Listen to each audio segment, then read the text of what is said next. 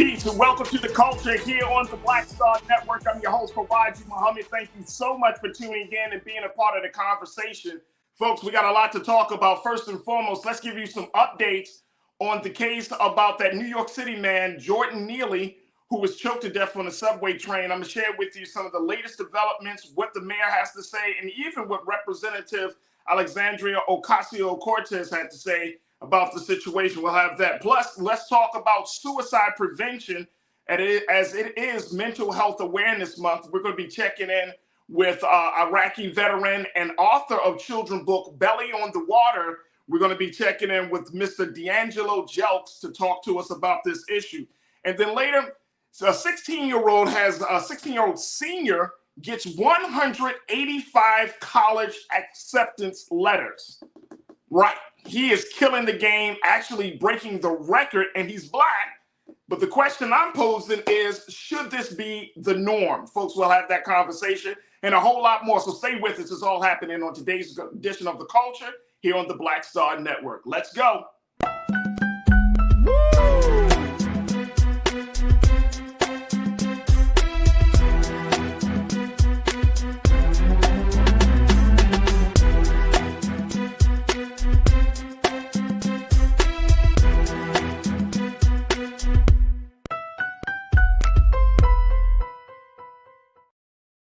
All right, folks, welcome to The Culture here on the Black Star Network and Amazon News. I'm your host, Farajii. Thank you so much for tuning in. All right, happy Friday, and it is also Cinco de Mayo. How about that? So thank you so much for tuning in and participating, getting ready to join us for the conversation. And crew, we got a lot of discussions that we got lined up for you. Also, of course, on Fridays, we're joined by our Culture Crew member, Corinna Denise, who is going to share with her thoughts as she serves as an educator. She's a college advisor, just an all-around good sister. So I'm really excited for the conversations we have today. All right, folks, let's start here. Let's talk about the case, or rather the death of Jordan Neely. This is the black man that was killed on a subway station earlier this week after he was choked to death by a 24-year-old Marine veteran. This case right here has gotten the city of New York up in arms. Folks are debating everything from whether police should move quicker and deal with this situation of arresting the 24-year-old, to also having the conversation around mental health. I want to share with you a couple of things that has some of the big developments of this story, folks, as we look at what is going to happen in finding justice for Jordan Neely. Here's what came out of ABC News 7. This is something that they reported, saying that local law enforcement, there's a law enforcement source. Take a look at this. There's a law enforcement source familiar with the investigation telling ABC News the probe into the subway chokehold death is still continuing. The case is likely to go to a grand jury next week in order for the grand jury to determine whether criminal charges are warranted, and if so, what they would be. Now, the final decision to go to a grand jury has not been made yet, but it is typical in cases where the circumstances are not clear-cut. Already, detectives have interviewed more than a half a dozen witnesses and are still looking to talk to 4 or 5 more who had close-in vantage points to what occurred. The Marine vet seen on video restraining Jordan Neely has provided his version of events to investigators. He told police he was not trying to kill Neely, but only trying to hold him for police. The vet, as well as other witnesses, told detectives that Neely had been acting out on the subway car, and a sense of fear had taken hold among passengers, but it was a sense of fear of the unknown. As it stands right now, the source says it's clearly a homicide, but is it a murder? Clearly a homicide, but is it a murder?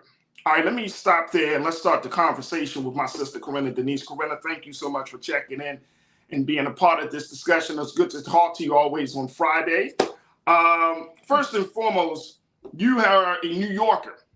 So you know what the dynamics are, you know what the environment is, especially on subway stations. I was reading one report, Corinna, where I forgot who mentioned it, but they said that New Yorkers are very used to or accustomed to these type of acting out from people, right? It's like you watch them, Definitely. but you kind of still pay attention to yourself, right? You watch them, making sure that, look, as long as they don't bother me until I get off my stop, I'm good.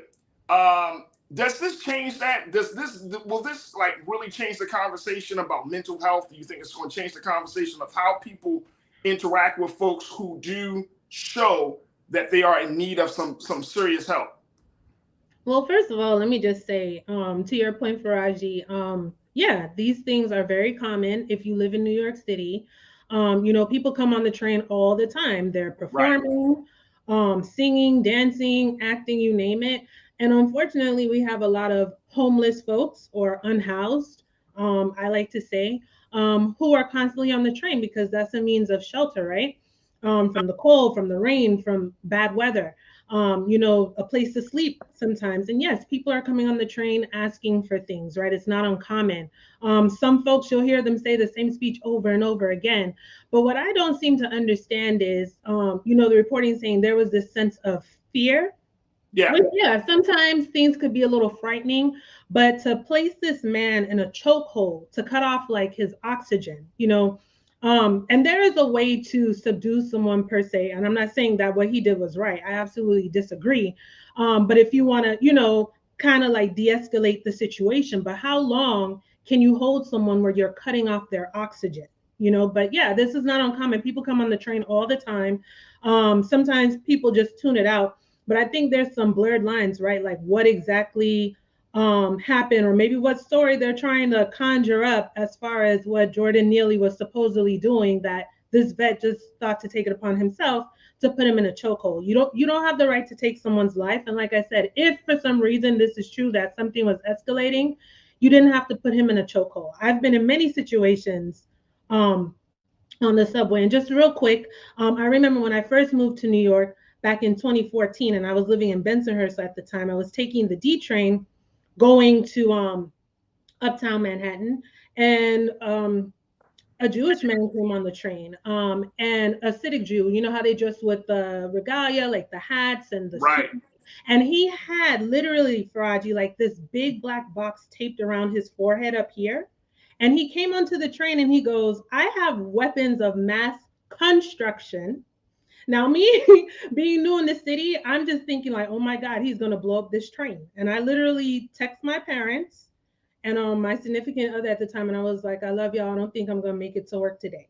And what ended up happening, some people ended up, getting the man together. They sat on him to Wow. kind of subdue him, right?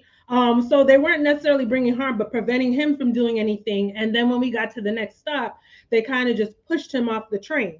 Now, I could say like we saw him as a danger, as a threat, but it was handled differently. His life was still intact, nothing, of major physical harm to come to him. But yeah, this is not uncommon. And I don't think, who is this person that thinks he has all authority to do what I would say is what, a citizen's arrest? You're trying to hold him until police get there. This is Well, ridiculous. you know what? I mean, and his and I hear that part, and I think this is going to be the big, like, the sticking point of this whole case, which is the intent, right? Yes. When I was reading the story about what the law enforcement official had said, or the law enforcement source for this story had said about clearly a homicide, but is it murder? At first read, I was like, what? I looked back and I had to actually look up homicide again. I know what a homicide is, but I had to look at it again and say, okay, it's a homicide is when one person kills another person. But Mm-hmm. then I said, wait a minute. The key point in this case is going to be intent, because the 24-year-old Marine vet said that his intention was not to kill him, even though he had him in that position for, as is reported, for 15 minutes. His intention was not to kill him, but to restrain him, which is probably why the police decided to let him go after their questioning, but trying to figure out whether it was something else. I think that's going to be the big sticking point for this case. I What agree. was his intent? Was his intent to kill this man? Now we know cases like that, but I'm feeling a little bit concerned that just because he said it, and other passengers have said that Jordan Neely was a disturbance, that they felt something, like they felt a little fear about what he could do or what he possibly could do, even though he never attacked anyone. I think that part about intent is going to, be the sticking And one point. more thing, Farajii, something that a lot of folks who don't live in New York might not know. When you're on the train, okay, and you're in the station, you'll hear all these announcements like, oh, if this happens, report it to a police officer or MTA staff. What staff? It's just literally the driver in the first car and the conductor who's in the middle car. Right. So that's everywhere, though. Right. That's everywhere. So it's like, who are these witnesses? I'm under the assumption that it's mostly just passengers and no like MTA staff, right? So there are a lot of other things here. There's no cameras on the train. I can tell you right now, the F line and most of the lines in New York City, the trains are old as dirt. So, you don't have like camera footage except for what you would see someone recording on their phone. So I'm sure they're interviewing people who were on that train car when that happened, and also people who were in the station, or maybe they're probably also reviewing footage of inside the station, maybe when Jordan Neely got on the train, the Marine vet. I hope they're looking into all of that. But yeah, it's gonna be based on the passengers, their witness testimony, and then this Marine vet who claims he was just trying to restrain him. But how long can you have someone in a chokehold? Absolutely. Karen Dorsey, you checked in and said he needed help, not to be killed. We live in a society where there is a lack of humanity. There's a way to handle things. Prayers for this young man's family. Karen, I could not agree with you more. Thank you for checking in this afternoon. Pauline, my sister, you said, look, the fact that the man is a Marine means nothing to me. What does being a Marine has to do with it? This man murdered Jordan Neely. Did the man touch him? If not, he shouldn't have did anything. And that's always the case, right, Farajii? Like when we see these articles, they always highlight what I guess they deem to be great things about the person who's under the magnifying glass right now, which is this Marine vet. Oh, he's a Marine veteran. But Jordan Neely, the first thing is not that he was a human being and he was on the train and he was killed for no good God reason, but that he had like 40 prior arrests. I don't care what his arrest record was. He was a passenger on the train just like anyone else. And if you're a New Yorker, people come on there making all kind of noise. Who's to say he probably did something to antagonize him and escalate it, and then he felt like, oh, because he wasn't in compliance, now I need to go and put you in this chokehold. Absolutely. Well, you know what? It's going to be interesting. The mayor is under fire because he didn't take, he's, as Representative AOC has said, she's expecting him to render justice swiftly. He's taken tepid steps. And basically, yesterday, really quickly before we take our first break, he said on Wednesday, any loss of life is tragic. There's a lot we don't know about what happened here, so I'm going to refrain from commenting further. This is what he said on Wednesday. Then yesterday, he came back out and said, there are many layers to this. Let the process follow its course. As you know, Mayor Eric Adams used to be a transit police officer in New York.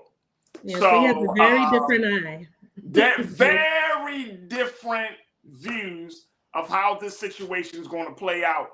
And Mayor Eric Adams, I remember reading this when he first ran for mayor, that he was going to be pro-cop, pro-police in a lot of big ways that Black folks in New York City was not happy with. So it is going to be very, very interesting. All right, folks, we got to take a quick pause. When we come forward, let's switch gears a little bit, because one of the big stories about Jordan Neely was the state of his mind, mental health. And so when we come forward, I want to have a very special guest joining us. He's actually a veteran himself, and he works in the mental health field. Get his take on what we see happening in New York City. Also talk about his new book, Belly on the Water, his child's book about how to teach children about being mentally healthy. Stay with us. That discussion is up next here on The Culture on the Black Star Network.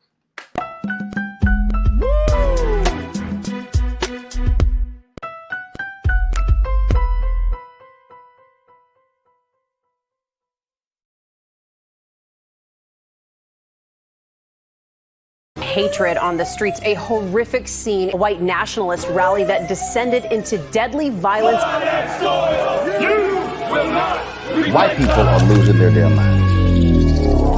As an angry pro-Trump mob stormed the U.S. Capitol, we've seen We're about to see the rise of what I call white minority resistance. We have seen white folks in this country who simply cannot tolerate black folks voting. I think what we're seeing is the inevitable result of violent denial. This is part of American history. Every time that people of color have made progress, whether real or symbolic, there has been what Carol Anderson at Emory University calls white rage as a backlash. This is the rise of the Proud Boys and the Boogaloo Boys. America, there's going to be more of this. Here's all the Proud Boys, guys. This country is getting increasingly racist in its behaviors and its attitudes because of the fear of white people. The fear that they're taking our jobs, they're taking our resources, they're taking our women. This is white fear.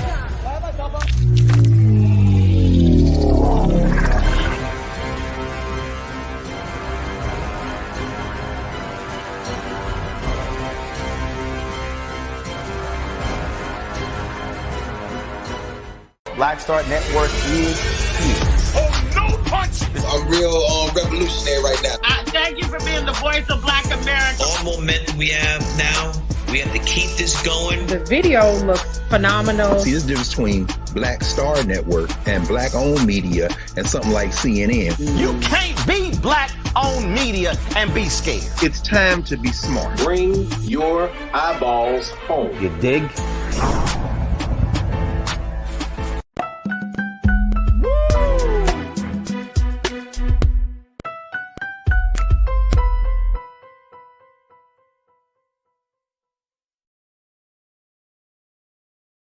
All right, folks, welcome back to the show. May is officially Mental Health Awareness Month, and during this month, there has been a lot of discussions about the state of mind that we are in this country, everything from talking about the loneliness epidemic to talking about the situation that we just saw happening early this week in New York City.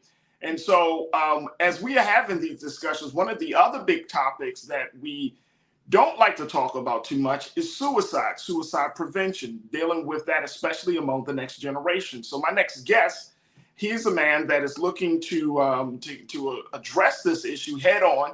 He has written a book called Belly on the Water. He serves which is a children's book, and given us some insight and some ways that children can keep themselves in a good place mentally. He has also served in the Iraq War, so we thank him for his service, and of course we thank him for joining us here on the Culture on the Black Star Network. We want to welcome him, Mr. D'Angelo Jelks. D'Angelo, good afternoon, sir. How are you, brother? Hey, Farajii, I'm doing outstanding. How are you? I'm good. All right, D'Angelo, I know we got on the show. Say it again. I said thanks so much for having me on the show. Oh, absolutely. Thank you for the work that you're doing. So that's what brought you to the show.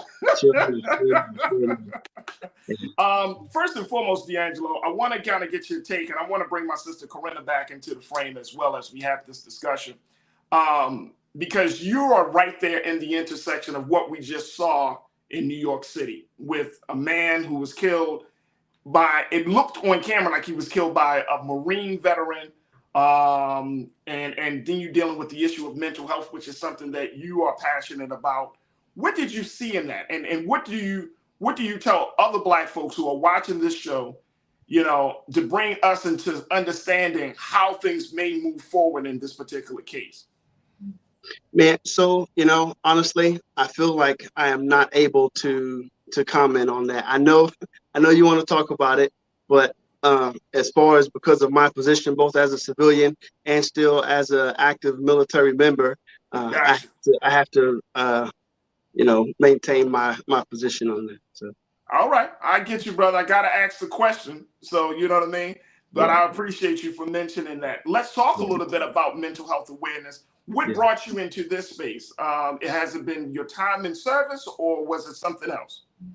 So, man, I think like a lot of, unfortunately, a lot of African-American youth, especially during the time that I grew up in the 80s, many men came home, and we were hitting that crack epidemic and things of that nature. Guys, a lot of brothers weren't in the homes. I know that has kind of continued and lingered, but just many of the things that plagued me growing up as a youth, they really kind of put me in a situation where, had it not been for a mentorship program that I joined in the 8th grade, I might have ended up being, another dope boy in the hood. But I joined an organization where there were some men that poured into us, and they chose not those that were getting in trouble, but those that, despite where we came from, were making good grades to staying out of trouble. And so that was the first time I'd seen men in college. I'd ever seen, guys that were in the military, whatever. And so that's what I went on to do. It just kind of changed my life in that way. And so, I found myself with a lot of the things that, without putting too much of my family business out right now, things that caused me some horrible emotional situations that I didn't know how to process. And so what I did was I bottled them up. I found structure in the military, and I'm sure a lot of people have done this. They say, "Oh, well, I'm going to go join the army, and maybe there's where I will learn to be a man, and I'll learn to do all of these things." And so, what you learn there is honestly how to shoot, move, and communicate, and destroy the enemy with extreme violence. And when it comes to emotional pain and physical pain, things of that nature, what we do is we put it in a box, and we say we'll deal with it later, but we end up not dealing with it at all.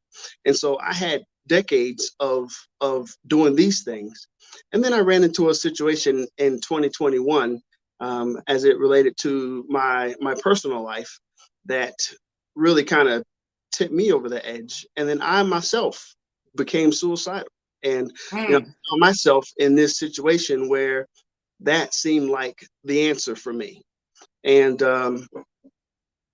luckily I'd been an instructor of suicide prevention for years already. And so I was able to pull myself out of that hole.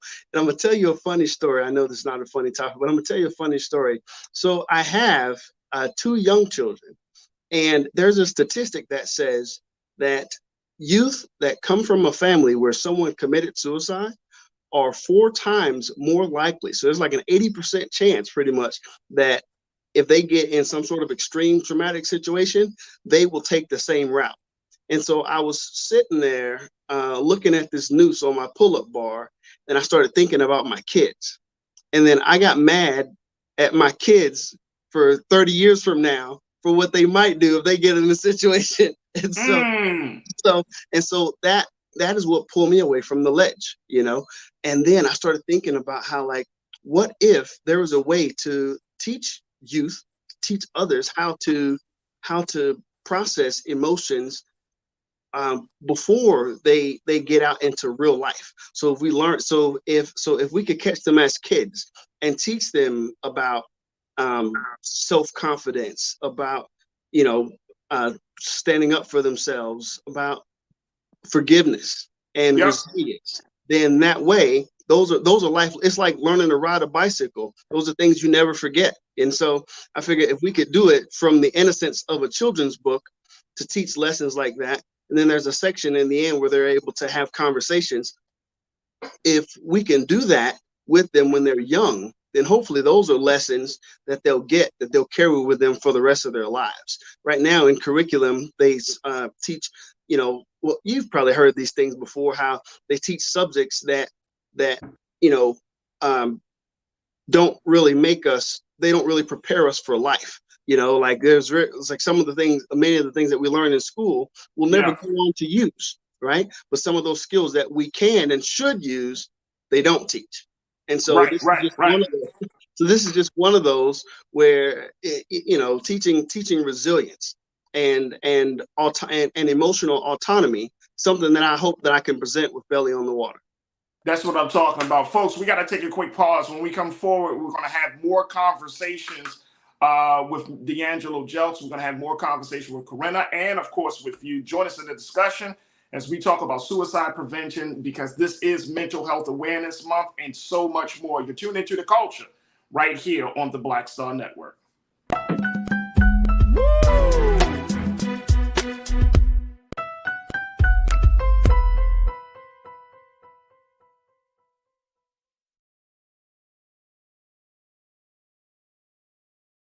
Black Star Network is here. Oh, no punch! I'm real revolutionary right now. Thank you for being the voice of Black America. All momentum we have now, we have to keep this going. The video looks phenomenal. See, this difference between Black Star Network and black-owned media and something like CNN. You can't be black-owned media and be scared. It's time to be smart. Bring your eyeballs home. You dig?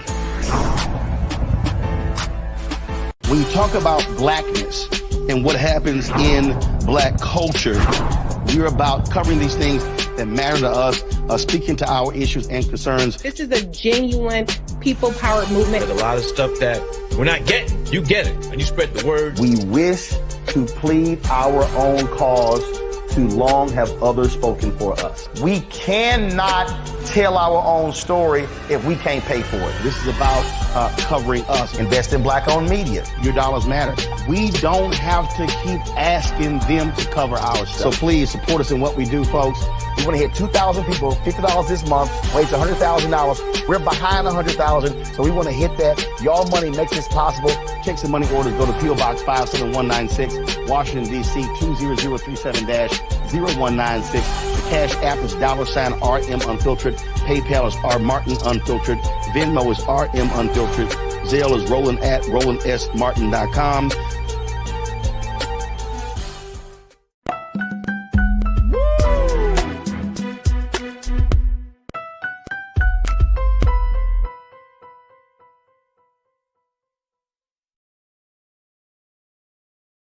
All right, folks, welcome back to the show. We've been talking to Iraq War veteran and author of the book Belly on the Water, which is a children's book. There it is right there, folks. Belly on the Water, written by Mr. D'Angelo Jelks. And D'Angelo has been talking to us about his experience in being in the military, as well talking about suicide prevention as we are doing our part to acknowledge Mental Health Awareness Month this month. I want to go to my sister, Corinna, and as we, have this conversation, and Corinna, listening to what D'Angelo has to say about, his personal trauma, the things that he had to overcome. And I think about, the work that you do as an educator. You're in the schools, you worked in the classroom, but then you're now moving forward to advising college students. But I'm wondering, why aren't we talking about mental health the way that D'Angelo just laid out? He talks about that level of resilience. He's talking about being able to problem solve. He's talking about being able to think beyond yourself when when life throws some curveballs at you. And it makes sense to me. It makes sense to me. But to go back to D'Angelo's point, he said you do learn a lot of stuff in school, and then you're like, what the hell? I'm not even going to use this. What do with it? Right? Like, I don't even use this stuff. Yeah. And I'm not saying that education is completely terrible. I'm just saying, when you're talking about life skills,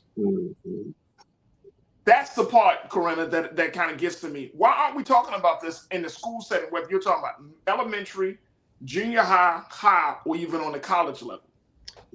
That's a great question. It feels like it's that elephant in the room that no one wants to address. And in school spaces that I've worked in, it seems like mental health is at the very bottom.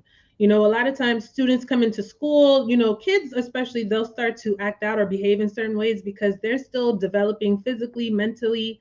If you want to break it down scientifically, their brains aren't fully developed. So, they're going to express themselves different ways. And then automatically, sometimes I've even seen teachers just assume like the kids are just being unruly. They don't want to behave, but you never know how their day started out with. Kids are dealing with a lot, I think, especially with social media these days.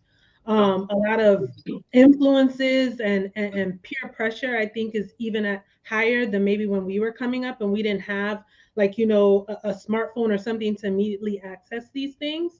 But yeah, it's not a priority. I think a lot of our school staff, they're inundated with testing.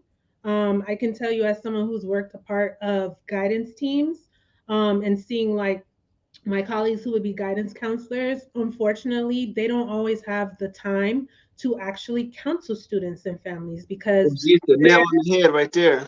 Yeah, they're doing so many other tasks. Yeah. And actually counseling. And then maybe if it's you know, a really extreme situation, or maybe what an administrator might deem as extreme, then maybe they'll refer the student to the social worker. But it's really unfortunate because a lot of students are missing out on that opportunity just to have maybe that one-on-one with the guidance counselor to kind of help them talk through their emotions of, like, you know, everyday situations that would prepare them to, you know, navigate these educational spaces much better. We don't know what's happening when they get home in the evening with their family. Parents work. Sometimes kids don't have time to talk with their parents, or vice versa. There's a plethora of things going on, but it's something that definitely needs to be addressed. And I mean, it seems simple enough to me. You know, if the kids are doing well in a mental space, then they're going to perform well in other areas in school. So that's essentially the foundation. But yeah, for a long time, it has been neglected. And the folks in these positions who go to school, study,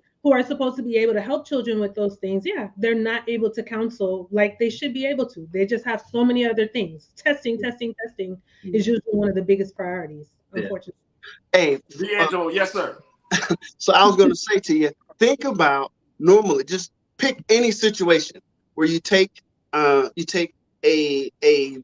male in distress and a female in distress, and the, you know, maybe the woman starts to cry or whatever. The male, he, you know, I'm okay, you know, it's all right, I'm okay. Who gets the attention? Or you take, you know, a child that skinned their knee and they're bleeding, and a child that just, you know, I don't know, saw a car accident and, you know, someone died or whatever. Who, when they come to school that day, who gets the attention? And so with mental health, that's what makes it so dangerous. Like, it's that thing on the inside that you can't see. And so if I'm good at wearing a mask, if I can smile and laugh, if I can pull a Robin Williams on you, you have no idea what's going on. You have no idea what's going on. And that's why it's so dangerous, right? Because men are taught to conceal things. Soldiers are taught to conceal things. Women, especially with the new independent movement, and just the need to, because so many men are absent, the need to play both roles, they find themselves taking on that more masculine energy, and they don't have they don't have the latitude because the kids are around, or, you know, their employees are around or whatever, to share and express emotions. So everybody's bottling stuff. Well, it's you know, it's got to go somewhere. Now we're getting into physics. That energy's got to go somewhere. And so that's why everybody's struggling, because not only are we in this internet age where people are hiding behind computers, but even more so, we just went through a pandemic where now people are just starting to leave the house comfortably, you know, and even right. And, you know, and then when it's not a pandemic, you go somewhere and you never know, there might be a mass shooter somewhere. Like, there's just so many things going on that cause people to isolate themselves, and that's just not how we're built. And so they just keep it up here, or at least, you know, they think. And I'm glad that you're bringing these points up, and along with you, Corinna, because there's a documentary out right now. I mean, some folks are saying the documentary is a little bit unfocused, according to the New York Times, but it's called Anxious Nation. It talks about how we're looking at an epidemic of anxiety and an epidemic of panic among young people, especially among teenagers, right? And to D'Angelo's point, you know, young people, we're putting more on young people than I think we put on young people 25, 30 years ago. I remember growing up in the 80s and 90s when I was in school. There was this sense that a child stayed in a child's place. I remember my mother and my father, my mother and grandmother just drilled at me. A child stays in a child's place. Yes. Now that's not the case. A child is a part of the conversation with adults. A child is a part of the burdens that adults often carry within the household. And so it has created this anxiety, this panic. It has created a suicidal ideation. And for those who don't know what that is that's when you idolize a world without you being there. And so when you have those type of things happening, I think it also has to go back to the households, to the homes, but it also has to go to the community. The attitudes that we have, I think a lot of us, and I'm speaking of us in terms of my generation, I'm in my 40s, a lot of us tend to believe that the kids will be all right because look at how I grew up. Mm-hmm. And I always try to jokingly but truthfully remind people,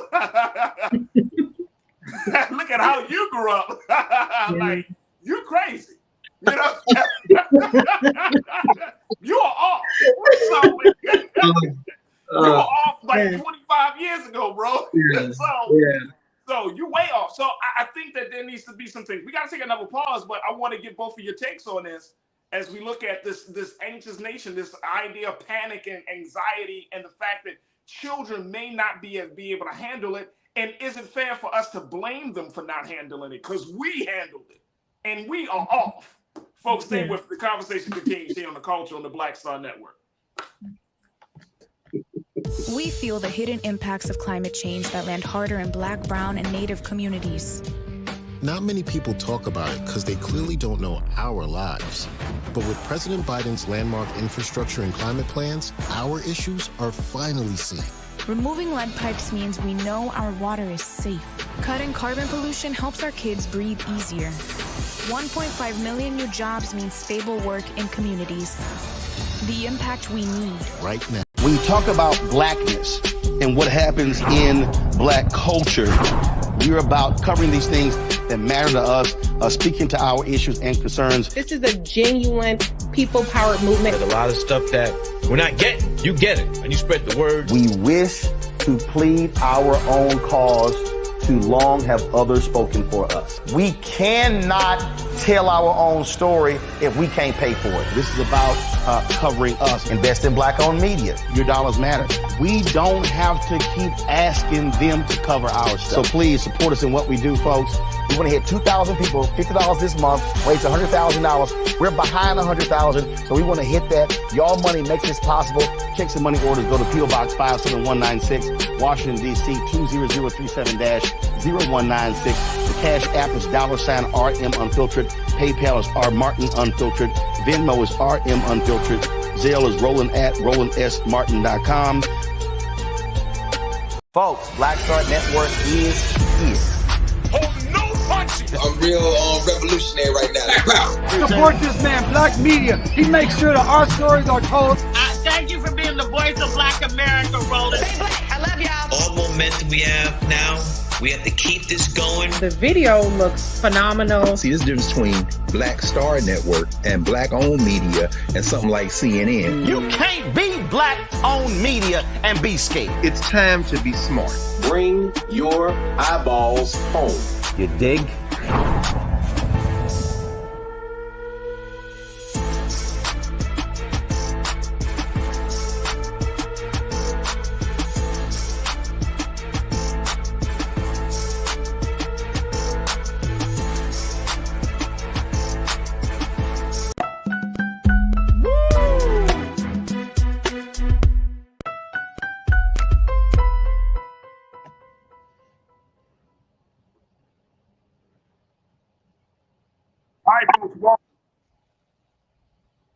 Checking in with author D'Angelo Jelks, author of the book Belly on the Water, which is a children's book to talk about mental health awareness and how children can handle life.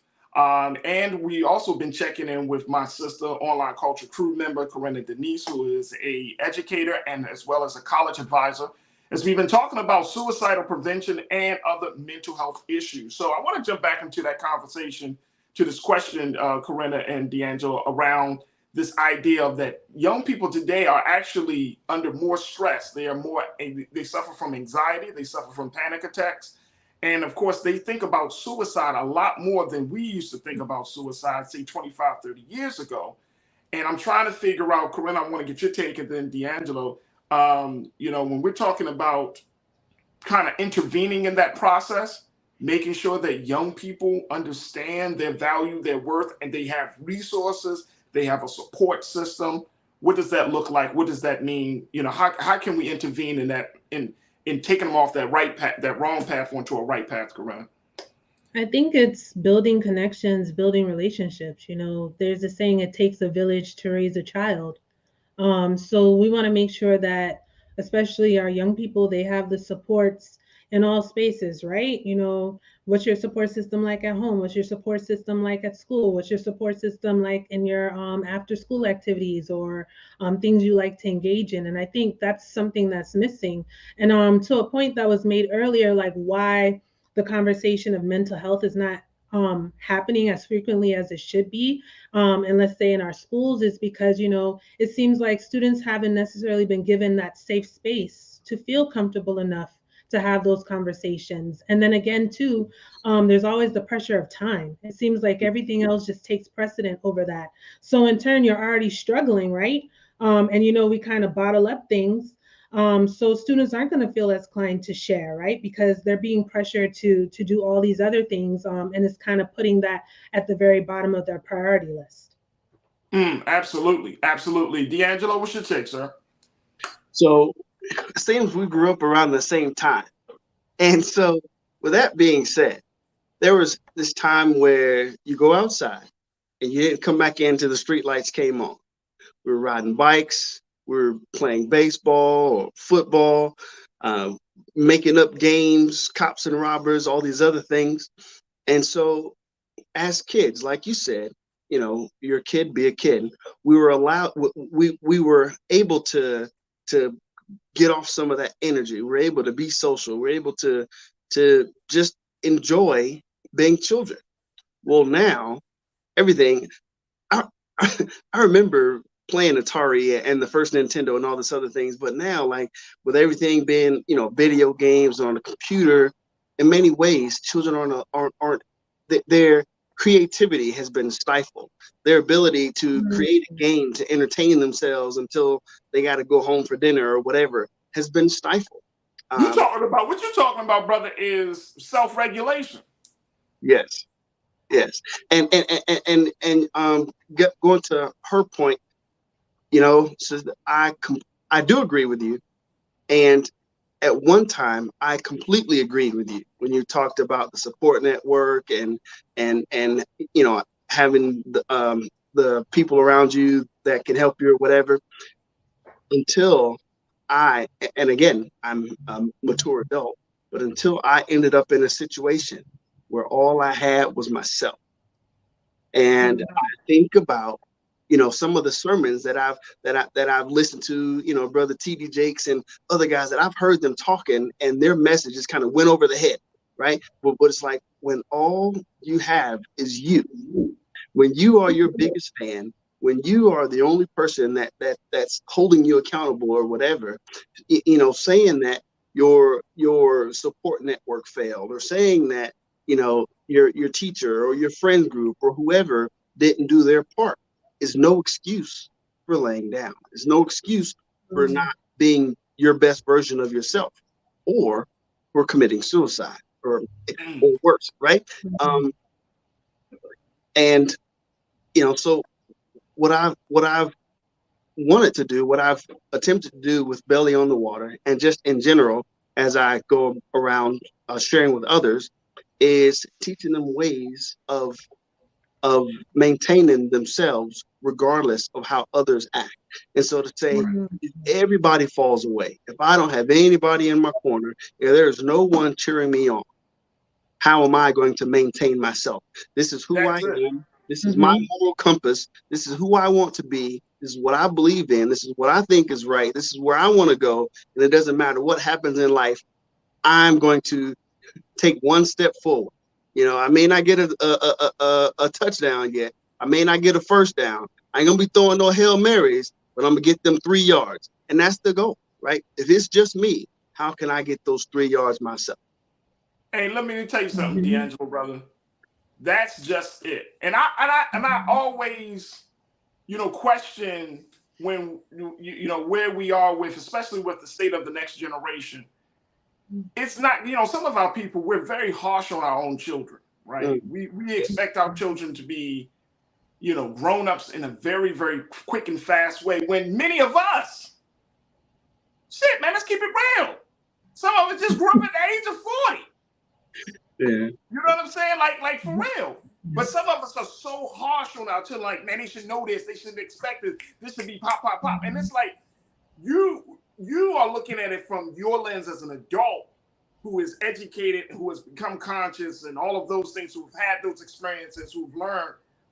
For the child today, when you have everything coming at you about who you are, how you should look, how you should talk, how you should dress, the neighborhood that you live in, then we put more on black boys and black girls that, when you walk out the door, you got to dress this way, you got to react this way. And I mean, all of this that they carry, then they get into the schools and they start to see where they are as a social animal and seeing how they fit into all of these different places. Like, there are this ongoing pressure, and it's something I think that I know we can change. I know we have the power to change. We just have to have the will to want to change it, and I think that's the biggest thing.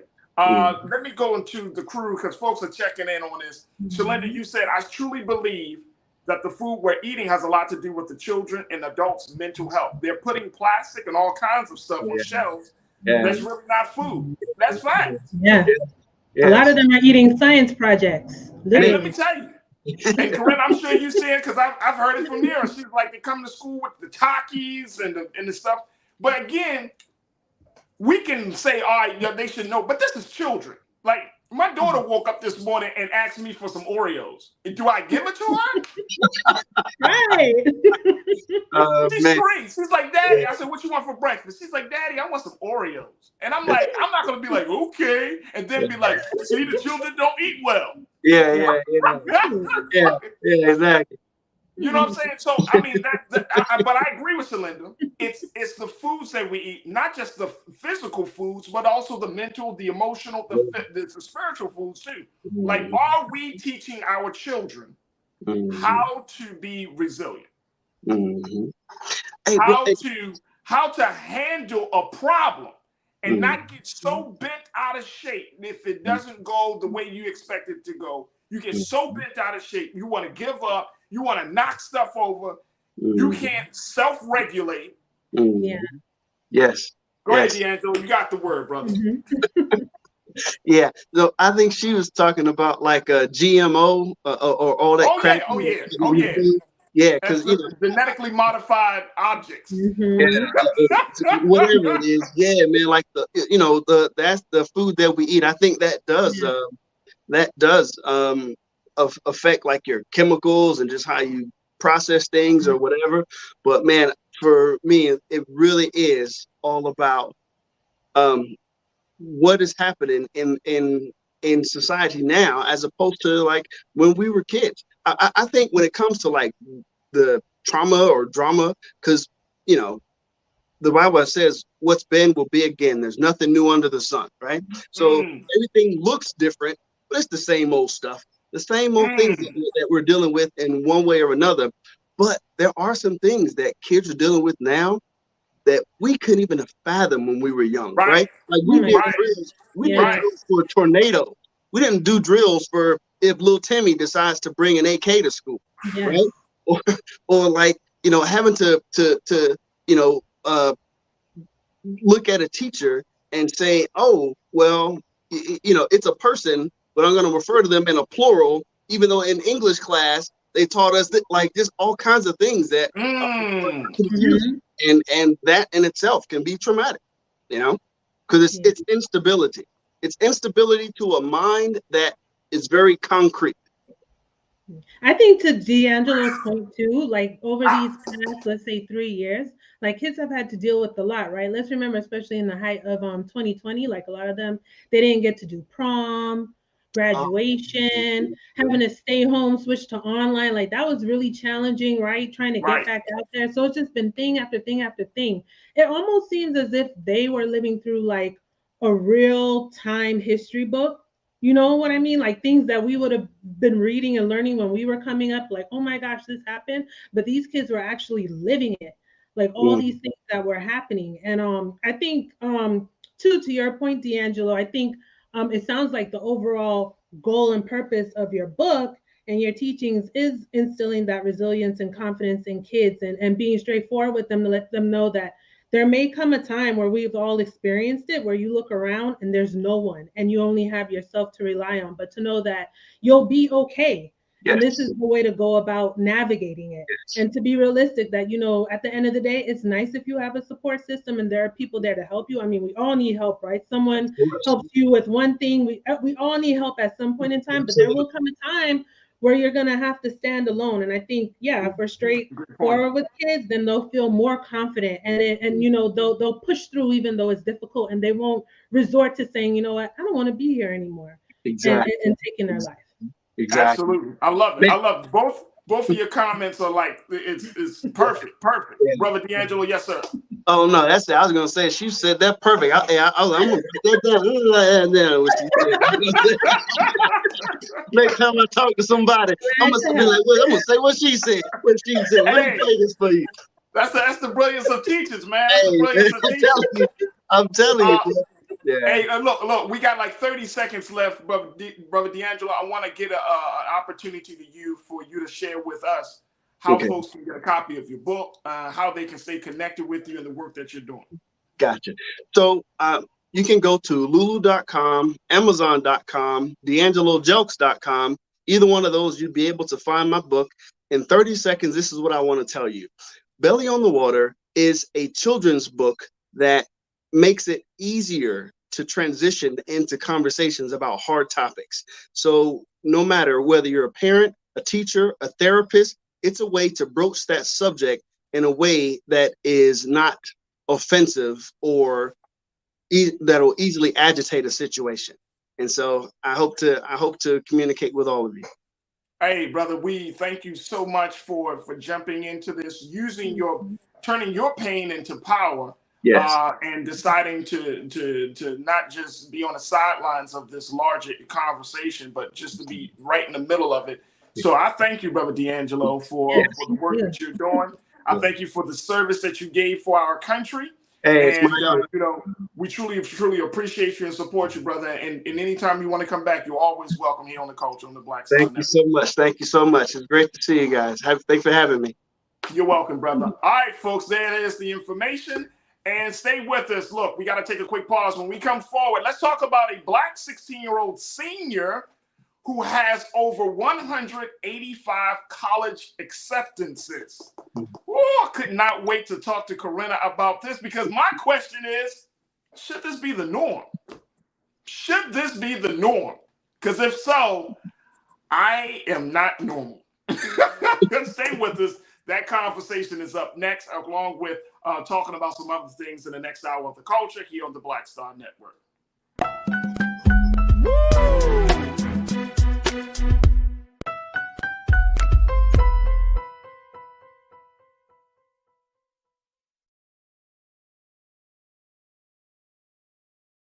Folks, Black Star Network is here. Oh, no punches! I'm real revolutionary right now. Support this man, Black Media. He makes sure that our stories are told. Thank you for being the voice of Black America, Roland. Hey, Black, I love y'all. All momentum we have now, we have to keep this going. The video looks phenomenal. See, there's a difference between Black Star Network and Black-owned media and something like CNN. You can't be Black-owned media and be scared. It's time to be smart. Bring your eyeballs home. You dig? Pull up a chair. Take your seat. The Black Tape with me, Dr. Greg Carr, here on the Black Star Network. Every week, we'll take a deeper dive into the world we're living in. Join the conversation only on the Black Star Network.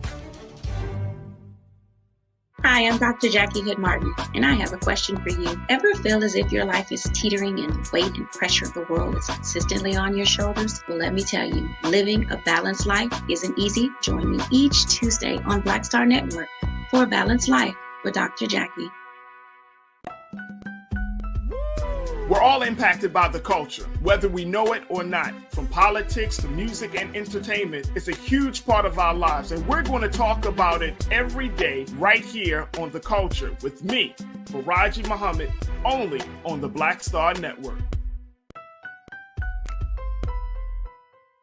I'm Deborah Owens, America's Wealth Coach, and my new show, Get Wealthy, focuses on the things that your financial advisor and bank isn't telling you, but you absolutely need to know.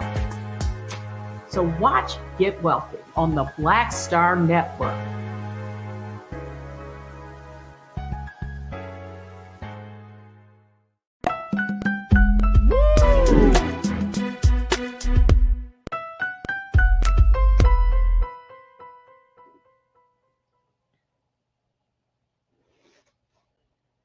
All right, folks, welcome back to the show. Welcome to the Culture here on the Black Star Network and to Amazon News. If you're just tuning in, thank you, and for coming in and being a part of the conversation.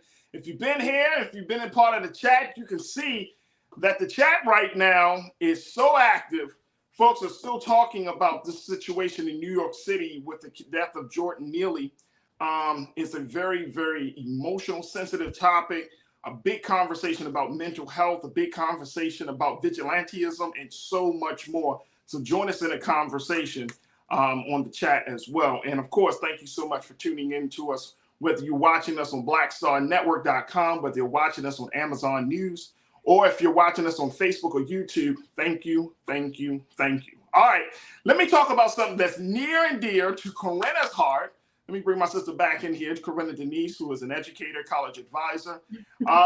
This is a story that I thought about you, Corinna, and I was like, you know what? We need to talk about it because I think that there is something culturally there for us to discuss. Here's the story, folks. This is about a 16-year-old senior who gets over 185 college acceptances. Look at this little brother. I want y'all to see his face. Keenan, can we, I want y'all to just see. I want you to take it in. This little, if you saw, the crazy thing is, here's why I wanted to have a story. Because if you saw this little brother on the street, and he could be any young brother in any city in Black America, you would not think that this little brother here, his name is Dennis Malik Barnes. He's a New Orleans high school senior. He was accepted at over 185 colleges and received more than $10 million in scholarship offers. And they have been trying to get him badly, Corinna, bad. They want this dude a part of their campus. He has a 4.98 GPA and is graduating 2 years early. And he said he wanted to pursue a career in computer science and then go to law school. Come on. Where did they get this dude from? He must have. And there are a lot of students like this. His mother, who's his mother? This dude. Unusual as we think. Computer science, computer science is already his own industry. Yeah. But then he talking about, I want to go in computer science, and now I dabble in a whole nother industry of law. It's not like computer science and I want to do, set up an IT firm. And no, he's like, I want to do two industries. But he can do it. 4.98 GPA, 185 colleges. The big question around him as a 16-year-old senior is, which college is he going to? I mean, he got a lot of options. He ended up choosing Cornell University. He said, I've committed to Cornell University and intend to pursue computer science and to later move on to practice software development. He said that he's going to put the Cornell University sweatshirt on. He said, today is an exciting day for me and my family, and I look forward to working with Cornell's College of Engineering over the course of my undergraduate education. Hey, Corinna, Damon Bassett is excited about this little brother. He's like, what? My brother Damon, we need more Black men in the field. Yeah. But what do you make of this? Real talk, I'm blown away. Now, here's why I'm asking this question. Should this be the norm? Because I remember growing up in the 80s and 90s. This is just give y'all a point of reference. I remember that there was always a conversation when any student did really well. Other people would always say stuff like, you should be more like him. You should be more like her. And parents would say it, and I think parents would say it with good intention to kind of motivate and to inspire.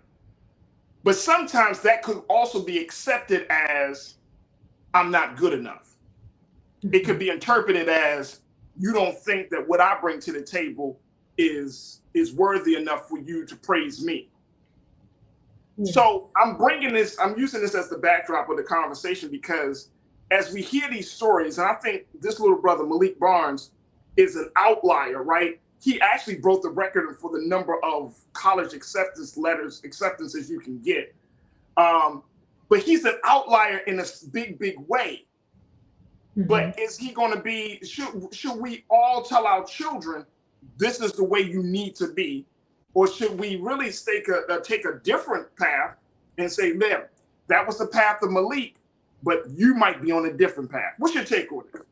Yeah, I definitely think it's each student's individual path. And yes, Farajii, this is a topic near and dear to my heart, as I've been a college counselor for over 15 years, helping parents, students, and families navigate that tedious college admissions process, scholarships, financial aid, and all those good things. But I want to make sure that our viewers realize a couple of things. Now, yes, he applied to 185 colleges, but I would say, to your point, is this normal? No, it's not normal. Should this be normal? No, and it shouldn't be normal, because number one, it can be really expensive. Okay, let's be real. And here's the thing with this particular young man. He probably had a lot of incentives offered to him, right? Whether and I read in the article that he started applying as early as August 2022. A lot of students and families don't realize that college applications go live in August. So the earlier you apply in the admission cycle, the better your chances at getting in. It just makes for a smoother process.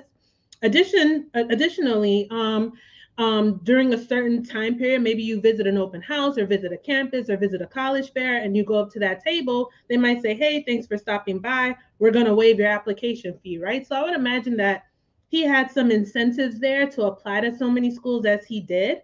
Maybe had some fee waivers and things like that, because, like I mentioned last week, college applications can be very expensive. They can range from like $50 an application to $75, some higher, depending on, the school, if it's private, if it's Ivy League.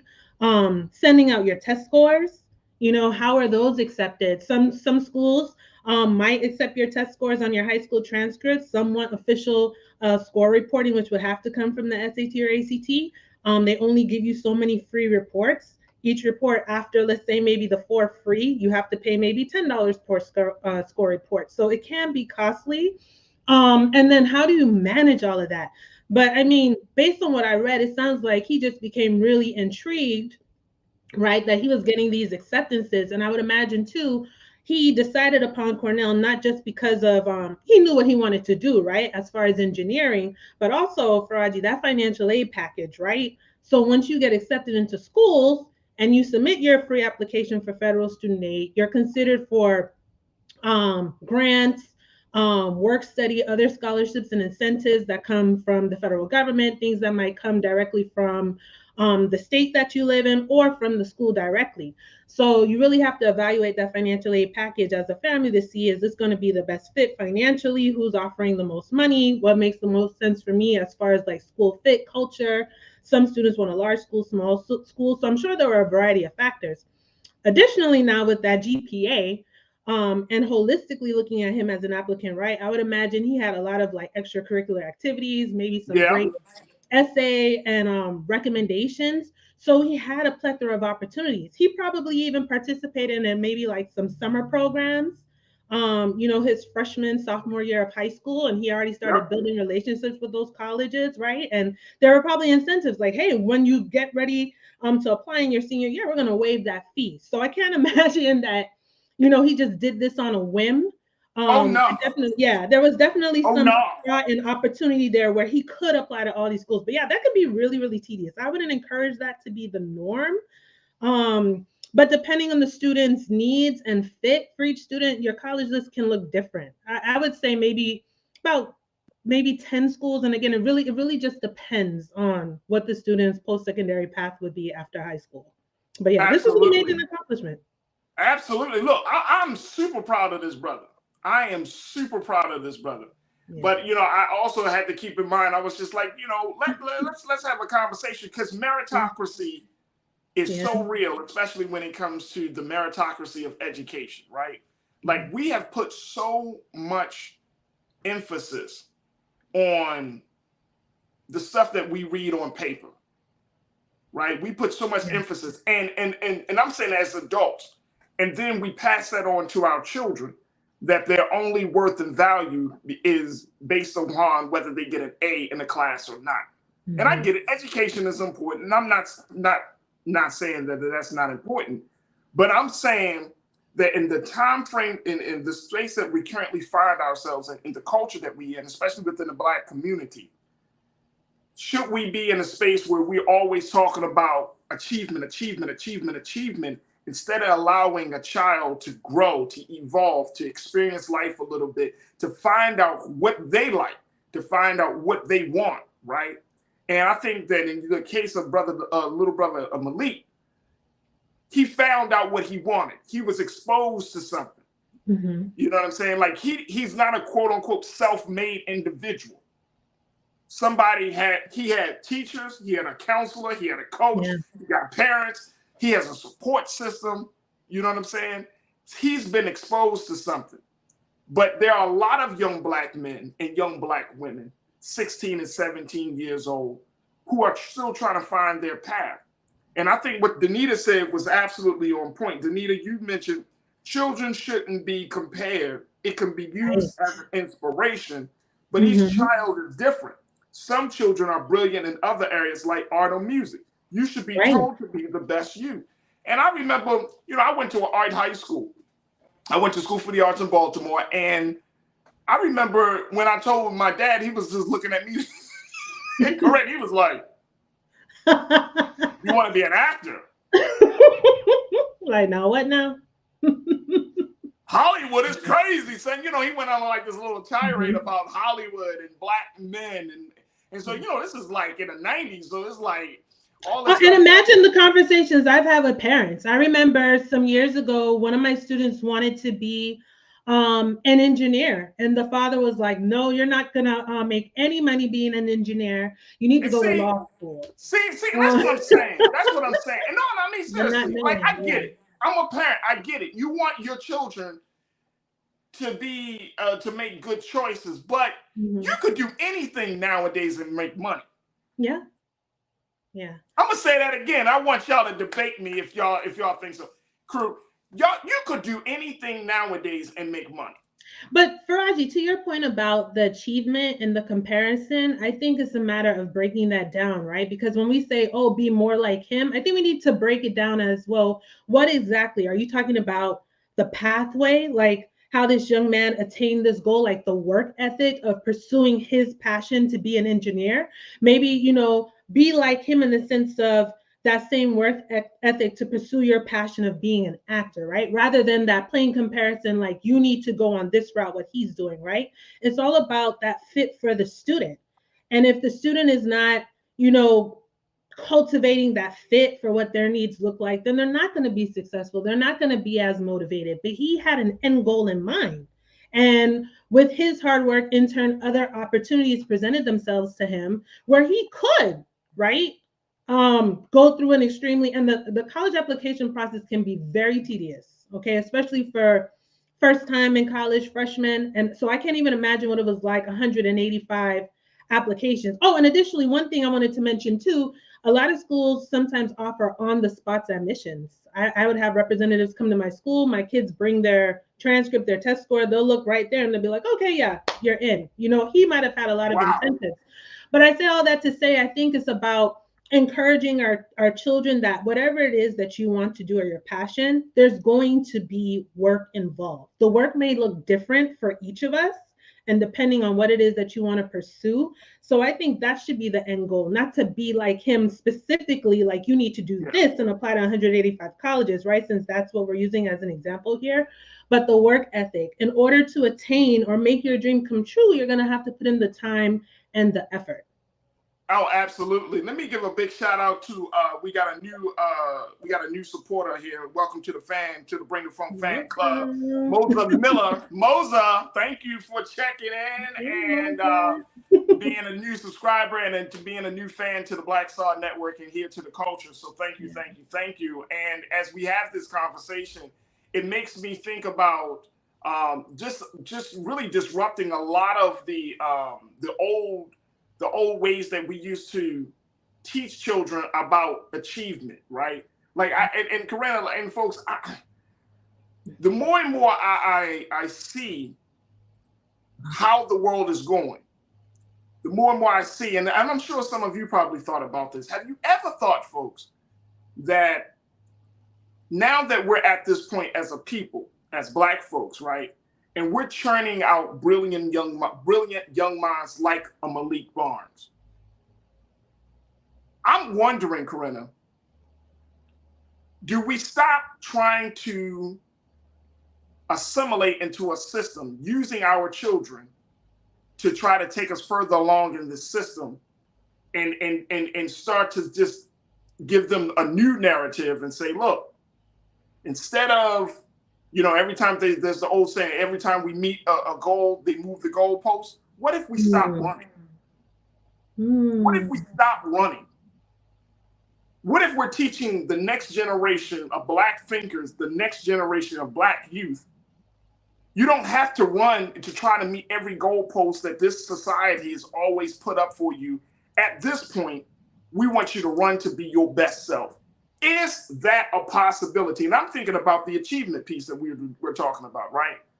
Like, because now that this young brother has been able to make this milestone, there's going to be another milestone that he's going to have to make, right?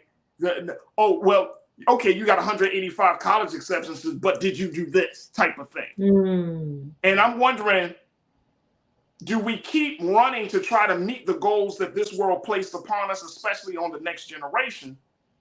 Or do we teach them to stop running altogether and say, look, run in a different way, go in a different direction, be your best self? Because regardless of how many acceptances you get, regardless of all of the great things that you can do as a young person, when you walk out those doors, the police are not going to see that. Your brother or sister who may not be in their right mind may not see that. The systems of this world may not be able to see that. So it might as well start thinking about running in a different direction. Is that a consideration? I want to have that conversation on the other side. Corinna, I want you to marinate on that and then share with me your thoughts. Folks, join me in the conversation. Post your thoughts on our YouTube page as we're streaming live there. Also on our Facebook page. And let's continue the discussion as we talk about the great achievement of Malik Barnes, 16-year-old senior. He got over 185 college acceptances. He's planning to go to Cornell University. But now it opens up the conversation about everything from achievement to meritocracy and so much more. What's your take? Join us in the discussion and stay tuned. It's the culture right here on the Black Star Network.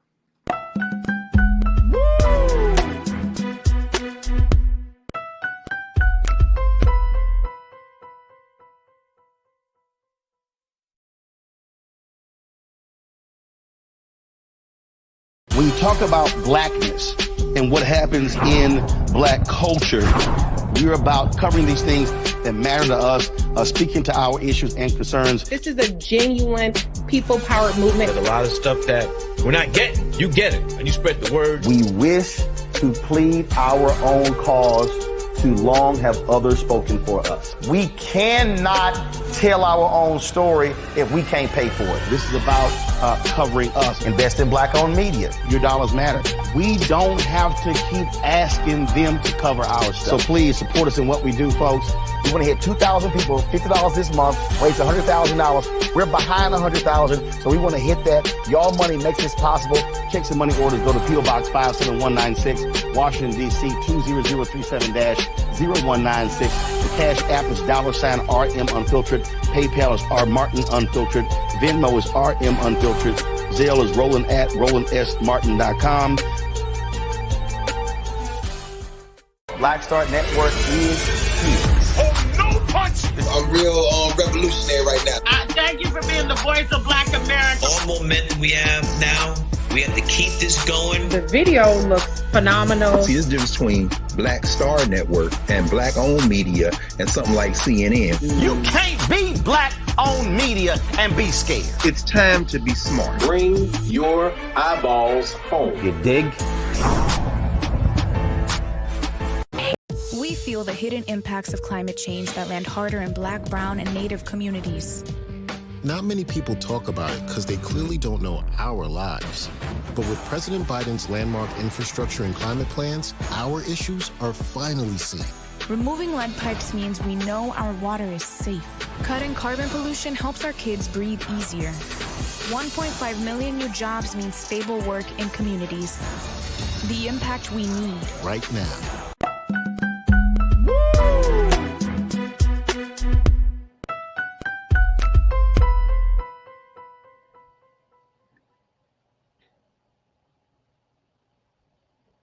All right, folks, welcome back to the show. We're talking about 15-year-old New Orleans senior Malik Barnes, who is just making waves and setting records as he has received over 185 college acceptance letters. He is a student out of New Orleans who has a 4.98 GPA. He is looking to get into the computer science field and then shift over into the law field. And he has decided to choose Cornell University as his college choice among all of the options that were presented to him. But the question that we have been looking at is this the norm? Now, I'm taking this question even further and saying that if we're looking at the state of the systems that we're a part of, the state of the culture that we're in and that we're making, you know, in terms of Black children who do well, who achieve well, do we keep encouraging them to always meet the expectations of others? And I want to bring my sister Corinna back into the frame on this. Do we keep encouraging them? But more importantly, you know, this is something that I often challenge with, to be fully transparent as a dad. Do I keep talking to my son about achievement, getting good grades versus being a decent, a human being who serves his community, who can focus on those things? You know what I mean? Focus on the character side of who you are, son, just as much as you focus on the grade side. I know there could be a balance between the two, but the world is not always going to present that balance, Corinna. And so, and we already know that you can have great grades, you can be an awesome person on paper, but a terrible human being. You don't think about other people outside yourself. You know, you're always thinking about what you can get out of a situation. We can go down a list of that. So, when I was looking at little brother Malik, and I was thinking to myself, like, man, I wonder what type of person is he? Does he see himself as part of the community in the sense of he's 16 years old, he's going to graduate 2 years before 2 years early. So that means that already sets him apart from his peers. He's got all these college acceptance letters. I could only imagine what his friends, or quote unquote his peer group, is maybe thinking about this guy. They're like, damn, like Malik he's making national news. He's breaking records. Literally, he's in the World Book of Records because of this situation. And he's going to be putting himself in a different space where adults, whether they're Black or white or whoever, but adults are going to say, oh, he is going to be this person. He is going to be that person.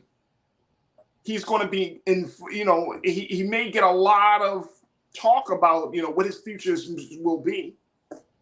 I mean, I hope this is making sense, Corinna. You know what I'm saying? I'm just thinking it is. And I think this can change, right? Because he has a plan. Like, he wants to pursue computer science. Maybe where he went to high school, maybe there was a program, a lot of magnet programs, or maybe he did, like my little cousin, she did an aviation camp last summer, and that solidified it for her. And she'll be at Texas A&M in the aviation program. So, a lot of students are exposed to things early on. But to your point, Farajii, I think it's helping our children cultivate those goals for themselves, right? And not based on the expectations of society. To have attainable goals and expectations of themselves to do well in their passions or whatever it is that they want to do. But I do hear you when you're saying, like, there has to be like a delicate balance between the achievement, right? And then, I would speak to, that's why a lot of colleges will say, well, we have a holistic admissions process, because they also want well-rounded students. It's for a lot of schools, you'd be surprised. It's not just about all the time what's on paper, what the GPA and the test scores are. What can you bring to be set apart on our college campus, right? A student's story, and a great essay. What has happened in your life? What has shaped you into being the person you are today? You know, maybe how did you come to love computer science? There might be a great story, you know, there with this young man and his journey to why, you know, he is graduating high school early, you know. So I think we have to consider those things too, because we're just seeing the headline 185 college acceptances. He wants to do computer engineering and law school, but I'm sure there were a lot of things to get there too. And it doesn't mean that he hasn't had any challenges, you know, just because there's good grades. But I say all that to say, I think we really have to stress to our kids, you know, it's about what's attainable for you and within reason. And if you do put your best foot forward, you're going to see that reflected in your grades. Although sometimes, you know, that might not be the case, but, you know, we have to teach them that it's going to be okay. And you need to try your best and not to just give up so easily. But also that it's important to know, like, your grades are not a reflection of who you are as an overall person. And that is just as important to showcase your other skills and talents in other areas and not just in academics. You know what I mean? But see, and I agree with that. I agree with that. But I know that that hasn't been the message. That hasn't been the messaging that Black folks have been giving to Black children for the past 50 or 60 years in this country, right? That hasn't been the messaging. The message is you get good grades, and your grades is the passport to a certain type of lifestyle. Right? That's not the only passport. You'll get a strong, but that's not the case anymore.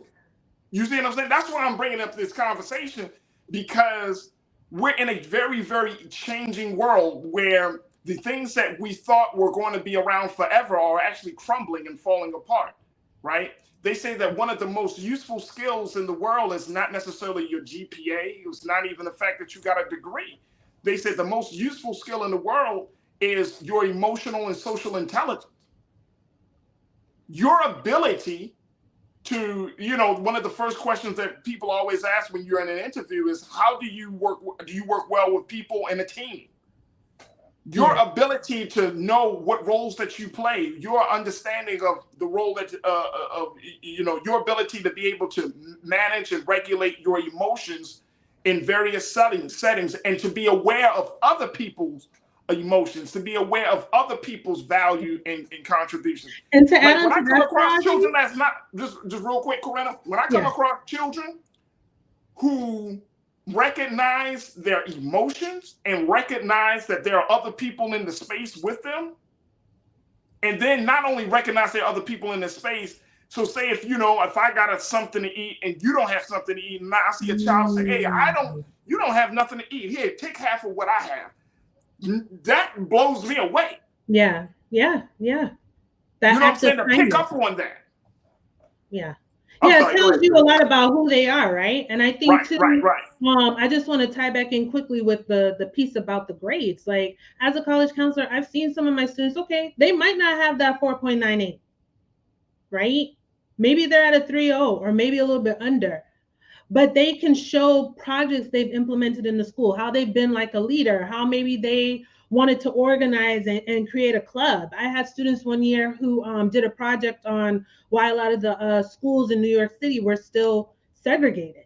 You know, these are things that kind of set them apart. One of my other students, she's the captain of the dance team, how she, you know, developed the dance team and brought up the membership and helped to fundraise and things like that, things that set them apart. You know, everyone has their little nick in their area aside from just grades. And I think it can be disheartening to students who know that even though they try their best, they're just not going to be that A+++ student, right? And it makes them feel like, so what? I'm not getting these great grades, like I'm kind of less than, I'm not as talented. I have folks I went to high school with who have PhDs, who probably, like in high school, I would have never imagined that that's the path that they were on, right? But everyone kind of just found their way, found their passion, found their groove per se. And I think it is important that we make sure our kids are well-rounded. And to your point, yeah, I think that stands apart, Farajii, like the act of kindness. You have a kind heart. It tells me who you are as a human being, how you might navigate other spaces, how you're going to treat people, right? How you could possibly lead a team because you have that type of compassion and heart, which is just as important. And grades can't necessarily be the end all, be all factor. I think to your point. Look, Arnetta, you checked in. Arnetta Jefferson, you said, my great nephew, this is an interesting story. This is really different. Arnetta, you said My great nephew was accepted in college once he finished 6th grade. He has an adult supervisor. He's already been offered a job at the White House as a historian. He has no one to relate to in his age group. Wow. Wow. And see, I don't know, Arnetta, if you talk to your great nephew, you know, helping him with the transition and the attention and all of those things, but based upon what I've read, and I could be completely wrong with this, Corinna, we do ourselves a disservice once we start to force children to be in adult spaces too early in their process and their growth and development, right? That they become stunted in their growth, you know what I mean? And I'm not saying this is the case with your great nephew. I hope this isn't the case, Arnetta. But I'm just thinking about now he's being in that space, and like you say, he has no one to relate to in his age group. I mean, that socialization is very, very important, especially if you are a little young boy, you know, going from one space to the next. It's like going from high school to the pros. You know what I'm saying? Like with no transition period or no things like that. So, you know, let me know, Arnetta, what's your, you know, how you've been handling that situation with your great nephew. Thank you for posting that. Chris, you've been trying to troll me, Chris. Chris Bay been trying to troll me. He's mad because he's saying like Farajii going to be mad again this week with me because he gave up on his dream and now helping Roland. He's literally the perfect example of what he was saying. Let me just be very clear, hey, Chris. I mean, you keep trolling me, so I might as well bring you up in the conversation. Just everybody can't be a CEO, nor does everybody want to be a CEO. Let's stop telling people like you can own your own business and stuff. Just because I'm helping my brother Roland help build his platform doesn't mean that I think any less of myself. That's crazy. Insanity. That is insane. So you mean to tell me a doctor who works in a hospital is less than because he decided to work a hospital versus opening up his own practice? That's insane. And guess what? How are we ever going to build institutions if no one wants to be there to help? Exactly. We keep talking about Black institutions. We got to build institutions. If everybody wants to be the one that's in charge, on top, all of those things, right? We all bring different skill levels to the conversation. So it is absolutely insane for us to keep having conversations like, oh, you could just start your own thing. No, I mean, look, Brother Roland has a platform. He has invited me to this platform. Why wouldn't I accept the opportunity to help build a platform from a Black man who is giving Black voices an opportunity to be heard? That's insane, Chris. Farajii, may I please just add on to that real quick, since we're going to expend the energy with Chris Big? I mean, come on, here's man. my thing, right? Dude. You and just to add to your reason, point, bro. Like, this is a Black-owned network, unapologetically Black. Like, what Roland has built and has continued to build is amazing, where we control our stories and tell our stories and hear our stories, right? Who wouldn't feel honored to be a part of that? And again, Farajii, I appreciate you inviting me to be a part on a platform that I strongly support. So it's like we're building it up together, and everyone's not always going to be at the very top. It takes a village to make it work.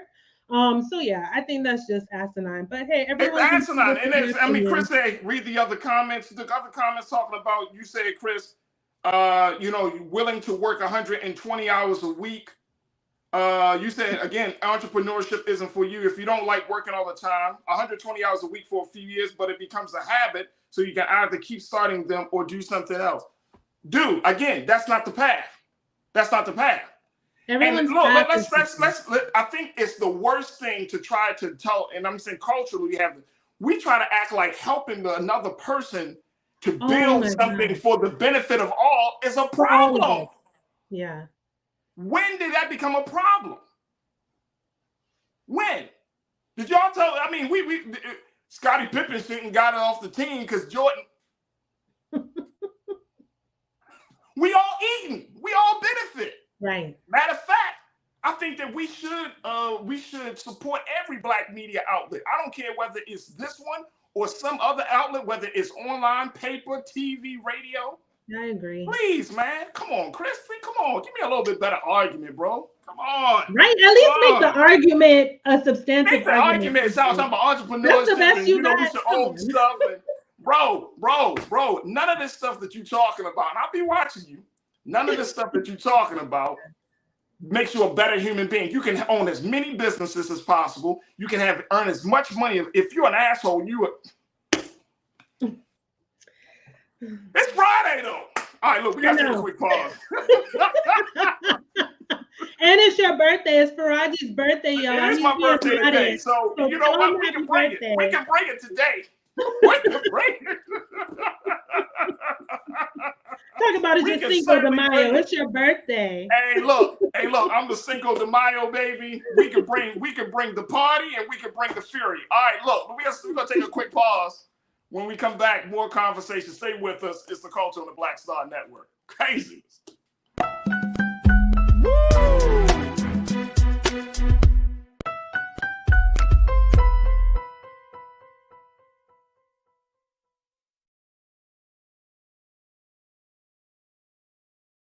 When you talk about blackness and what happens in black culture, we're about covering these things that matter to us, speaking to our issues and concerns. This is a genuine people-powered movement. There's a lot of stuff that we're not getting. You get it, and you spread the word. We wish to plead our own cause.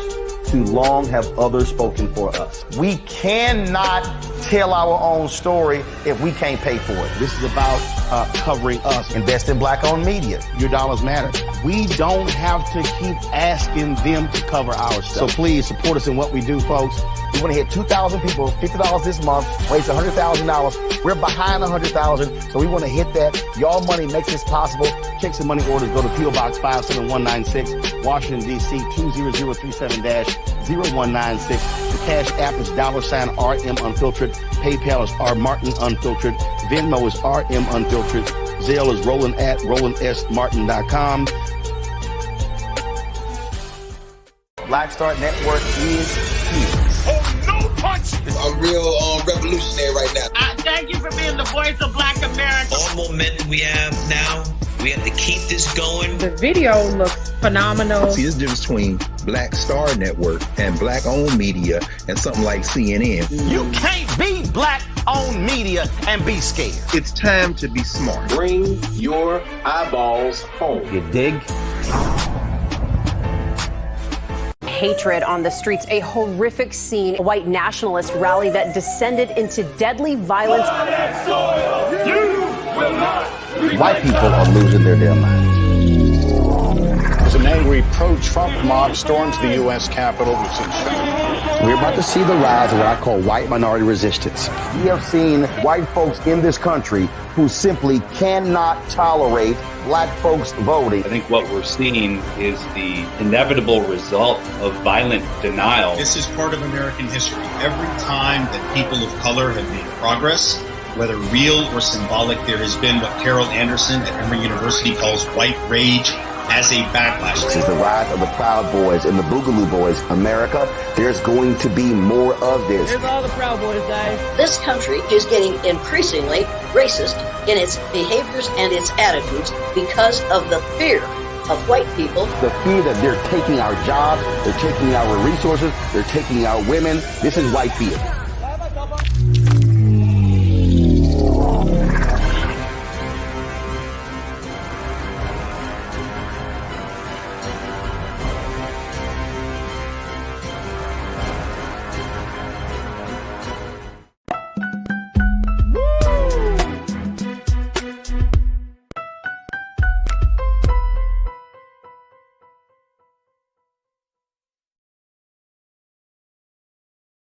All right, folks, welcome back to the show. Let me bring my sister Corinna Denise. Corinna, I got some other news that we got to share.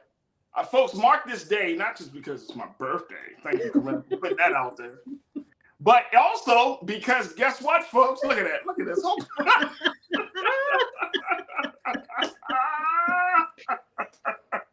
You just need the glasses and the jacket and you'll be similar like Lola because he has the locks too. Right. But folks, did y'all hear that the World Health Organization has officially declared today that COVID-19 as a public health emergency is over? Well, 3 how do we years define later, folks, emergency? as a public health emergency. All right, let me share with you what they said. Take a look at this. World Health Organization, the WHO, declared COVID-19 over as a global health emergency Friday, marking a historic end to a devastating chapter of the pandemic that claimed more than 7 million lives worldwide. The WHO declared a public health emergency of international concern on January 30th, folks, 2020, when only 100 cases were reported and the virus had no official name, according to WHO Director General Tedros Adhanom Ghebreyesus in a news conference Friday. That does not mean COVID-19 is over as a global health threat, he said, adding the virus continued to claim a life every 3 seconds last week. This virus is here to stay. It's still killing and it's still changing. The virus has caused an estimated 764 million cases globally, and about 5 billion people have received at least one dose of vaccine.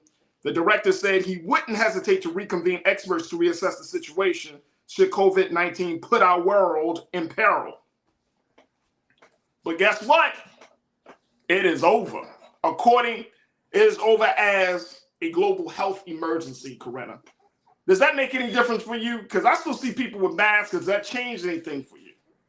No, it doesn't change anything for me. That's why I was saying, how do we define emergency? Now, I think maybe as a global, maybe they're defining it as emergency. Like, let's think back to early 2020 when everyone was running out. Remember when everyone was trying to get the toilet paper and whatnot, and supplies and everything were scarce, and we didn't really know what this disease was about. We didn't know how to treat it. But now we got medications, we got vaccine, we got more preventative measures, and it looks like some of the numbers have gone down. But I mean, it's here to stay. I know there's a new strain of COVID right now in South Florida. I still wear my mask, y'all, especially depending on where I'm going, especially the days that I go into the office. Yeah. Especially, I've never liked elevators, Farajii, so especially in those closed spaces. And in general, I just don't like people all up in my backup. In your facial presence. Yes, like please, why are you all in my face? So especially the doctor's office, like I still have on my mask. Definitely. Right. So it depends. I mean, yeah, I think we've all kind of lacked back. Oh, definitely, like the airport.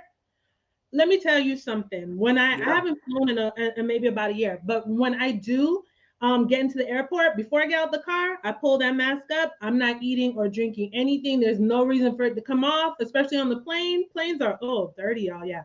I think we should still wear our masks in certain places and just be careful. Shouldn't have to tell folks to wash your hands or whatnot. I remember early on where people were going crazy for Clorox. I'm like, I don't have Clorox already. What's up? Correct. Remember, look, when people were like, wash your hands, I was like thinking to myself, like, what the hell? As soon as you I supposed to wash your hands? Like, even just in general, soap and water. But no, look, let me tell y'all, I've seen men go in public situations. And look, one day, I was with my son, and he was like, hey, Dad. I said, what, Nigel? He said, that man ain't even washed his hands. That is excellent. And I was like, and I just sit there, I was like, I don't know where did that come from? Like, where did you just go into a public restroom and you touching the doors, you touching yourself, you're touching the handles, you're touching all this stuff, and then you're just like, I'm cool. And then it's like, let me shake your hand. I'm gonna just share something. I want to share something real quick. It's so funny, especially as ladies. And I remember I was in the office one day, and my coworker came, and we were both in the restroom. So I walk in, I wash my hands first, then I go into the stall, walk out, wash my hands again. And my coworker was like, "I thought I was the only one who does that." I was like, "No, because you're touching stuff. Like you're touching stuff. Always been this way." Guess what? I didn't you're need touching stuff pandemic where people don't wash their hands. Yeah, no, but I mean, this is a milestone for us. This is a huge milestone. Year 3. Can you believe it? we were in COVID under this health emergency. They say they started it in January. Remember, it didn't really start shutting down the states until like March. Yeah. I didn't ride the subway for maybe about 4 or 5 months. Yeah. And I'm sure we'll never see it that clean again ever. And you know, stuff is like lackadaisical. They're not cleaning stuff like they used to. I mean, before COVID, I'm that person. I love Target. I go in Target. I'm gonna go in my bag and get my little Clorox wipe and wipe the cart. Like, this is the way Corona has always been. It didn't take a pandemic. So like for me, this was normal, everyday thing. Wipe down my keys and stuff. I'm a very anal. I have no problem. You know what? And I get it. I get it though. I get it. Like when you've been doing this for like a year and a half, 2 years, I mean, you got to think about human nature. You got to think about just keeping up a certain type of habit. It's very hard. The moment that you get an opportunity to like take your mask off, you know, wipe less in some cases, you're going to jump in because you just wanted it to be over. And I mean, it's as we've been saying, folks have been saying this, that, you know, we're not going to get rid of COVID-19. We're just going to have to learn to live with it. The WHO, the World Health Organization, has finally come to that point that, look, it's going to be around. It may be a threat, but just know we got a new virus on the books, y'all. And I think in general, these are just good measures to take, right? Because who likes to even get a common cold? You know, you want to prevent sickness. Absolutely. I was in the supermarket yesterday. This lady, and I damn near was about to throw the card at her. She going to sneeze in your face, right? Covering. She just like talking about, and I'm looking at her like. I know, they just cough without regard. Like, no regard, listen, man. When I was still in New York on the subway, I had like triple mask on. Oh well, yeah. Anyway, oh yeah. But here's the funny part. I've seen people in their own cars triple mask, windows rolled up. I don't get that part. You're in the car with the mask on. Yeah. I need to breathe. And I mean, I'm in the car. There's no need to have it on in the car. Some folks they forget. I guess I don't know. I guess so. All right, Corinna. Our time has been very well spent today. Thank you so much for being such a gracious crew member. And so good for the culture. Thank you. God willing, we'll reconnect next week. And wishing you a very, very happy birthday. And thank you for doing all you do for us here on The Culture. Oh, man, look. People ask me today, they say, are you going to work? Are you going to do that? I said, yo, if nothing else, I got to be with my community, got to be with my family on my birthday. Like, this is the family, man. You got to show up for family, man. Just not out of no ego, but really just like, yo, I wanted to be here with y'all. I don't want us to go out the week. I didn't want to take no long extended break. I was just like, look, I want to have a show because I enjoy what I do each and every day. You hear that, Chris Big? Farajii enjoys what he does on the Unapologetically Black Star Network. I enjoy y'all so much. I enjoy y'all so much. Corinna, thank you so much for being so good for the call. All right, folks, that's going to do it for me. Thank y'all for tuning in. Thank my team, Keenan, Joel, my control room. Folks, make sure you do your part in supporting Black Star Network. Go to blackstarnetwork.com today. Make sure you financially give something to sustain this media platform that we have called the Black Star Network. And, of course, share the content, let people know about it. And, of course, follow us on all social media platforms at Black Star Network. And follow me, yours truly, Farajii Muhammad. You can follow me at The Real Farajii on Instagram and on Twitter at Farajii, as well as Farajii Muhammad on Facebook. And I love to connect and continue to build with you. All right. It is Friday, and I hope that you have a fantastic weekend, folks. Stay tuned at 6 o'clock Eastern Standard Time. Roland Martin Unfiltered, as always. And just remember this weekend. Never be afraid to challenge what's wrong. Stand for what's right while being yourself in the process. God willing, there it is. God willing, we'll reconnect on Monday. I'm enjoying my weekend. I'm going to enjoy it right here. Just join us right here on Monday for another exciting edition of The Culture right here on the Black Star Network. Thank you. Peace. Folks, Black Star Network is here. Oh, no punching. I'm real revolutionary right now. Support this man, Black Media. He makes sure that our stories are told. Thank you for being the voice of Black America, Roland. All momentum we have now We have to keep this going. The video looks phenomenal. See, there's a difference between Black Star Network and Black-owned media and something like CNN. You can't be Black-owned media and be scared. It's time to be smart. Bring your eyeballs home. You dig?